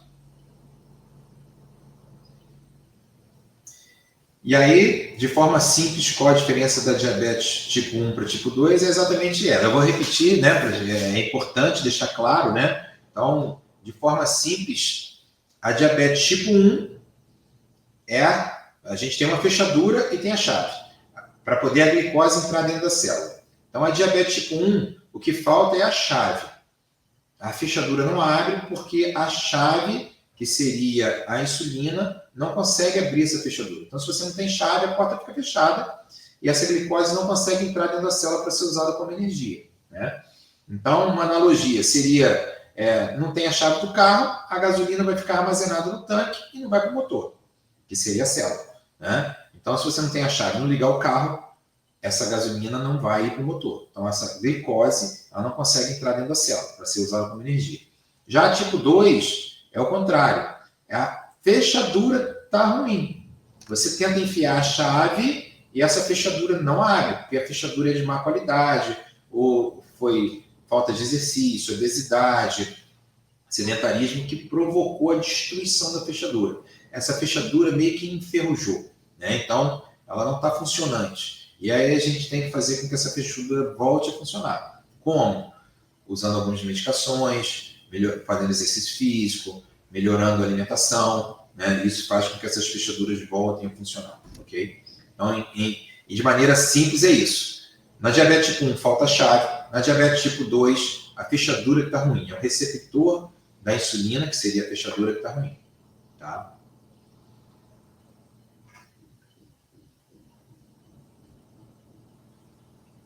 Mais alguma dúvida, gente? Qual é a principal causa de diabetes tipo 1 em crianças, né?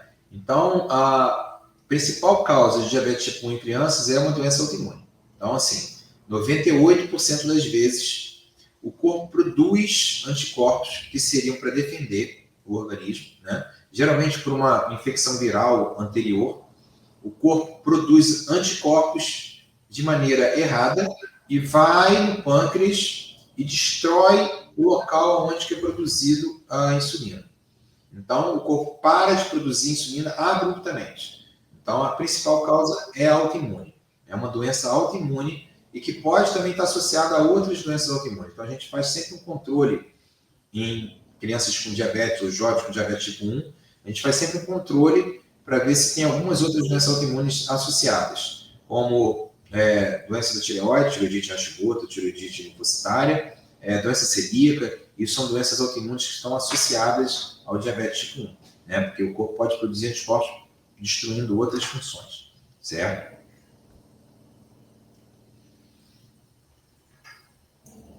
Outra pergunta aqui.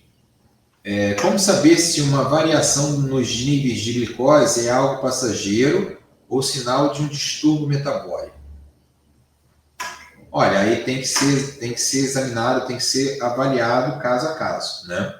Então, tem que ver se tem diagnóstico de diabetes tipo 2, se você tem oscilações de glicose, ou tem uma glicose subliminar ali mais alta. Existem outras causas de aumento de glicose, né? Eu te falei que, embora seja mais raro, existe algumas um diabetes chamado tipo MODS, tem vários subtipos, em que às vezes essa diabetes é mais branda, né? Então, alguns subtipos nem precisa tratar, é só a alimentação que melhora. Mas aí tem que ser isso só no consultório mesmo, né? Para poder ver e subdividir. Se você tem alguns picos de glicemia, isso pode estar relacionado com diabetes tipo 2, a uma resistência à insulina, né? Então, tem que ser avaliado caso a caso mesmo, né? Outra pergunta. Como podemos identificar precocemente os sinais do diabetes tipo 1 em crianças e adolescentes? Quais são os principais erros do manejo diário que ainda precisam ser evitados? Isso eu vou tocar nesse assunto que é bem importante, uma pergunta bem importante, né? O mais precoce possível, a criança passa, ou adolescente passa a fazer xixi demais. Então, passa a ter poliúria, né? Porque está eliminando essa glicose na urina, certo? O corpo precisa jogar fora essa glicose que está em excesso. E ela elimina pela urina. O primeiro sinal é esse.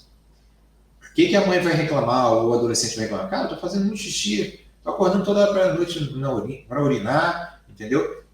Passei a fazer xixi na cama, coisa que eu nunca fiz, né? Ou a criança passou a fazer muito xixi na cama, né? Às vezes, uma criança no berço faz xixi na cama e daqui a pouco está cheio de formiga na cama, né? Tem alguma coisa errada. Então, o primeiro sinal realmente é começar a fazer muita diurese. O segundo sinal é começar a tomar muita água e perder peso. Então, esses são os primeiros sinais, né? Tomar muita água.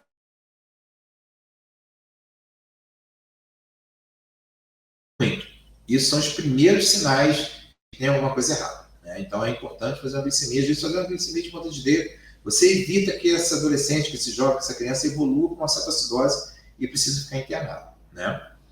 Então, esse seria essa resposta, né? Uma outra, quais são os principais erros de manejo diário que ainda precisa evitar? Primeiro é no diagnóstico, né?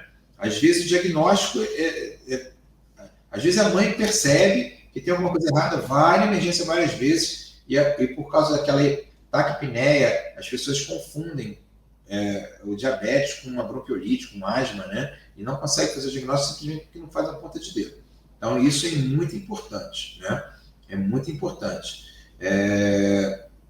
da gente ter. Esses são os principais erros, né? Deixa eu ver aqui. Respondendo aqui agora a Amanda. Uma pessoa pré-diabética, qual o valor da glicemia capilar que seria alerta para melhorar ainda mais a alimentação e fazer exercícios sem que entre com medicação? Aí, nesse caso, seria diabetes tipo 2, né? Ou uma pessoa que já tem resistência à insulina, estava com insulina alta no sangue, essa glicose já está um pouquinho mais alta, né? Então, assim, uma glicose entre 100 e 126 já é preocupante. Então, qual é o critério diagnóstico? Uma glicemia de jejum acima de 126, tá? E a gente chama aí de pré-diabético quando a glicemia está entre 100 e 126 em jejum, tá? Então, quando está nesse nível, precisa melhorar a alimentação, precisa fazer exercício e precisa ter um acompanhamento para poder melhorar e evitar que isso evolua, entendeu? Então, esses são os níveis de glicose. Ou no pós-prandial acima de 180. Qualquer nível acima de 180. Se você mediu sua glicose e passou de 180, é diagnóstico de diabetes. Ok? Então, é importante. Em qualquer tempo, acima de 180, mesmo depois de se alimentar, é diagnóstico. Quais são os principais desafios do tratamento diário para quem vive com diabetes tipo 1? É a rotina, né? O diabético tipo 1 tem uma rotina muito pesada. Então, eles precisam pensar em tudo que fazem todos os dias. Eles precisam pensar no que vão comer, eles precisam pensar no tempo de exercício, eles precisam evitar a hipoglicemia, eles precisam aplicar insulina, eles precisam medir a glicose, eles precisam contar o carboidrato. Então, às vezes é muita coisa, eles se sentem sobrecarregados, né? Então, acho que o principal desafio diário no diabético é ele ter disciplina para manter essa rotina muito bem organizada. Então, assim, manter uma disciplina é o maior desafio para um paciente diabético tipo 1. Então, é importante ter essa rotina equilibrada, né? Eu acho que esse é o principal desafio do tratamento. Entendeu? Consegui responder, gente? Temos mais?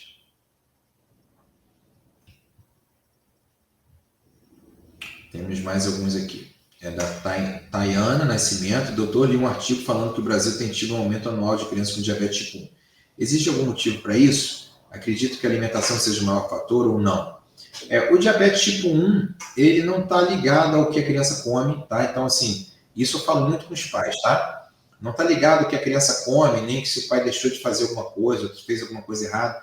Isso vai acontecer ao caso. Diabetes tipo 1, tá? O diabetes tipo 1 está ligado mais a esses montes de doenças virais e aos erros autoimunes que vem acontecendo. Então, o tipo de alimentação, as doenças, os vírus novos, né? Isso tudo é que tem impactado mais no aparecimento de diabetes tipo 1, uma desregulação do sistema imune, né? Então, acho que a principal característica não é a questão de ser da alimentação, né? Acho que o principal fator seria mais essa parte, o principal fator seria essa parte da desregulação autoimune, principalmente essas doenças virais que vem acontecendo com mais evidência, né? Outra pergunta, importância dos fatores genéticos hereditários. Isso é extremamente importante no diabetes tipo 2, ok? A diabetes tipo 1, ela não tem fator hereditário, tá? Então, todas as pesquisas mostram que não existe fator hereditário genético no diabetes tipo 1. No diabetes tipo MOD, tem fator hereditário. É uma doença genética, né? É uma doença mais rara, né? E o diabetes tipo 2, com certeza, tem fator hereditário importante, porque a qualidade dos receptores, da fechadura, eles são dependentes da genética, tá? Então, é isso que tem. O diabetes tipo 1 não tem fator hereditário, mas o tipo 2 tem, tá? Outra pergunta, na sua experiência, como podemos fortalecer a adesão ao tratamento em crianças e adolescentes? Eu acho que, nesse caso, ter um controle de perto. A família tem um papel muito importante. Se a família muda junto, se a família assume o papel para poder tornar a família toda mais saudável, a família comprometida, isso é extremamente importante no processo do tratamento de crianças com diabetes. Então, o engajamento da família, para mim, é o mais importante. Uma família engajada no tratamento, mudando o hábito, mudando a estrutura da casa, fazendo exercício, para mim é o mais importante para ajudar no tratamento. Então, quando a gente vê famílias engajadas, mudando os hábitos, todo mundo junto, acompanhando o processo, a gente vê que as coisas evoluem melhor, né? Quando o adolescente deixa o adolescente ou o jovem para fazer tudo sozinho e não tem esse engajamento familiar, as coisas funcionam pior. Então, acho que é o melhor, né? Então, uma pergunta aqui do Fabiano. Boa noite, doutor Leonardo. Conforme dito, a tecnologia cada vez mais avançando e auxiliando pacientes no tratamento de diabetes. Hoje temos bombas de insulina de tamanhos nano, discretas e com sensores e controle em tempo real. Sendo assim, é o tratamento mais moderno até o momento? Sim. As bombas de alça, né, que tem um sensor ligado na bomba, é o tratamento mais moderno que hoje a gente tem. Porque esse sensor ali automaticamente ele detecta, por exemplo, está no meio da madrugada, caiu a glicose, o sensor ele avisa a bomba, ele desliga a bomba sozinho. Isso não precisa fazer nada, né? A glicose subiu, ele ajusta a quantidade de insulina que está sendo aplicada. Então ele consegue ler, o sensor consegue avisar a bomba e fazer com que essa bomba trabalhe. E o mais importante, o sensor e a bomba elas vão aprendendo no decorrer das semanas de uso. Então, eles são inteligentes, né? Então eles aprendem como aquela criança se comporta. E isso vai sendo autoajustável. Então, tem tido um bom... Por exemplo, hoje em dia, pessoas que usam bomba em alça, que tem sensor, eles conseguem manter uma hemoglobina glicada em torno de 6, que antigamente era impensável, entendeu? E a estabilidade glicêmica sem grandes variações, que é o mais importante, entendeu? Então, é o mais moderno, né? Essas bombas em alça, né? Principalmente. Na sua experiência, como podemos fortalecer a adesão ao tratamento de crianças e adolescentes? Eu já respondi, né? Acho que o engajamento familiar é o mais importante, a tecnologia também é importante, né? Então, você usar pequenas agulhas, usar sensores que não precisa furar, tudo isso ajuda, né, gente? Então, você vê, você tem um sensor que você pode olhar no celular quanto é que está a glicose, que a mãe de casa consegue ver quanto é que está a glicose do filho no colégio, né? O sensor te avisa se você vai fazer hipoglicemia. Tudo isso são coisas que ajudam muito, entendeu? A adesão. Se você usa um sensor de glicemia, que você não tem que furar a ponta de dedo, né? Você usa insulinas ultra rápidas, se você usa inteligência artificial para poder fazer contagem de carboidrato num prato, né? Hoje em dia está até em validação científica, você tirar a foto e inteligência artificial ver na foto a quantidade de carboidrato que tem no prato. Então, assim, estamos a esse nível, avançando a nível tecnológico, né? É lógico que tem algumas coisas que a gente não tem validação científica ainda, né? Então, essa é uma delas, mas eu já vi gente usando, tem paciente que usa. Tira a foto do prato, manda para um aplicativo, o aplicativo conta o carboidrato de acordo com a foto, mas ainda está ajustando, porque ainda tem muito erro, né? Importância dos fatores genéticos hereditários, já respondi, né? Que o diabetes tipo 2 tem, e o tipo 1 não, né? Vamos ver se tem mais alguma. Acho que eu já respondi tudo.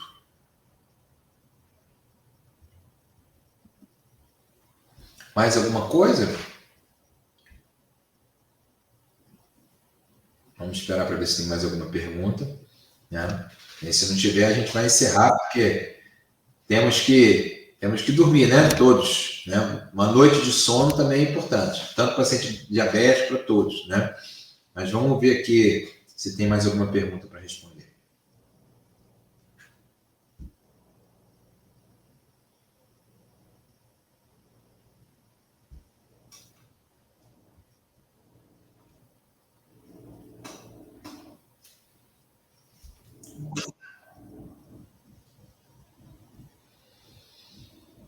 Então, gente, não apareceu aqui mais nenhuma pergunta, né? A gente vai encerrar aqui. Eu gostaria de agradecer a presença de todos vocês, né? Espero que eu tenha tenha tirado algumas dúvidas, eu tendo clareado aí algumas coisas. É óbvio que não me aprofundei em alguns temas, porque o assunto é profundo, né? Então, em todos esses tópicos a gente poderia se aprofundar mais, mas eu queria trazer para vocês aí uma visão geral do que temos hoje no tratamento de diabetes, do que é diabetes, quais são as diferenças, né? E eu estou sempre à disposição, né? Se vocês quiserem também pode mandar mensagem para o meu Instagram, né? @Dr. Leonardo Dalmas. Se vocês quiserem entrar lá, podem entrar e me mandar mensagem no direct, tá? E eu fico à disposição para poder tirar as dúvidas de vocês, ou tirar alguma dúvida particular. Estou sempre à disposição aí de vocês, tá? O pessoal que está no grupo de WhatsApp também, quem puder, se quiser mandar dúvida por lá, a gente vai deixar essa palestra lá gravada, né, para quem quiser ver depois, ou quem perdeu uma parte. E eu agradeço muito a presença de vocês, foi um prazer imenso estar aqui com todos, né? E em breve a gente vai ter outras palestras, outras interações dessas, né, para a gente levar um pouquinho do conhecimento para vocês, tá? Agradeço muito e, assim, uma boa noite a todos, tá bom? Fiquem com Deus.